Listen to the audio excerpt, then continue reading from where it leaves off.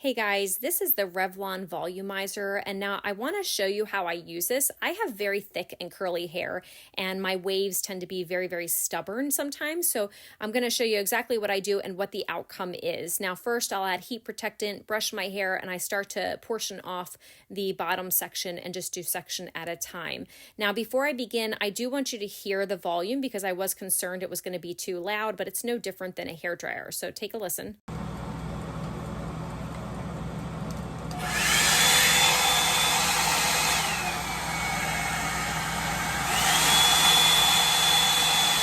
So that was the cool setting, the low, and the high. So even at the highest, it does have a little bit of a high-pitched squeal, but it really doesn't bother me. I guess I'm so used to it, and I often will listen to something in my ear as I'm doing this in a little earphone.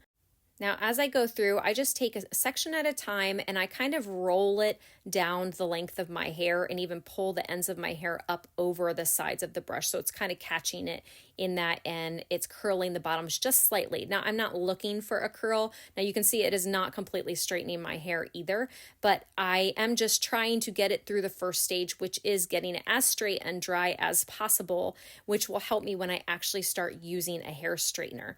So you can see here that my hair is still very wavy. I'm all done now and it is still wavy. It is very thick, it's poofy, and I have frizz. So now it gets me to my next step, which is the straightener, and then I will use a curling iron on the ends.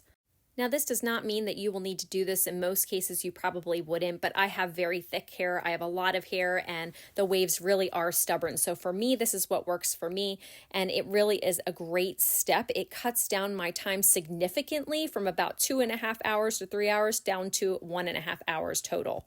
And that includes the straightening and curling as well. But I have absolutely loved this tool. I really think you will like it too, so I definitely encourage you to give it a try.